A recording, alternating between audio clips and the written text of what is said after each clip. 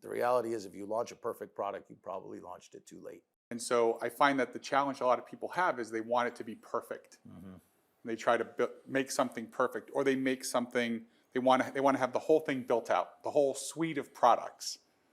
And you had a very different experience, like the idea of getting to market and getting something out, not waiting.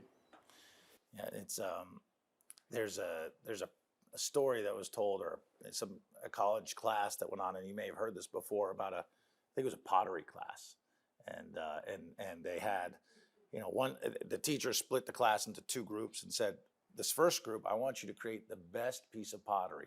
You're going to create one piece of pottery, and at the end of the semester, you're going to submit that one piece of pottery, and you'll be judged on how beautiful it is. That's what you'll be judged on. And so go off for the semester and do that. And then the other half, the professor told them, you're going to also make pottery, but you're going to be judged on how many pieces of pottery you create. Right? So all you have to do is create another one, as many as you possibly can the entire semester.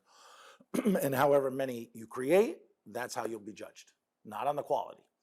Well, at the end of the semester, you had one piece that was okay, that came from the one group, and then the other group created thousands of pieces of pottery, and their pieces were, almost all of them were better than the other piece that was created with the goal of creating something quality. So really what that talks to is the speed of getting out there and executing and delivering something to the world and getting it, and then learning from that process and iteration, right?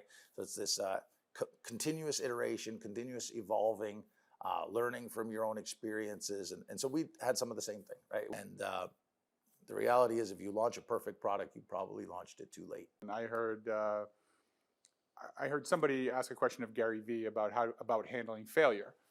And he said, well, how do you handle failure? He said, well, I go and do it again. He said, well, what do you mean? And Gary Vee's interpretation was, the struggle you have is you're so afraid of failure that you want everything to be perfect. So you're only going to do 3 things. Where I'm going to try 40 things today, and I'm going to fail at 21 of them. But I'm going to accomplish 19 things. So you're going to be 3-0. I'm going to be 19-21, which you would say I have a losing record, but I have 16 more successes than you today. Because I'm not afraid of that failure. And I think that's a big part of this, where people are so afraid, especially for the young people watching this, I don't want to be judged, I don't want to be cringe, I don't want to be embarrassed, I don't want to be whatever it is, that you try to be something, to everybody, you'll be nothing to anyone, kind of a thing.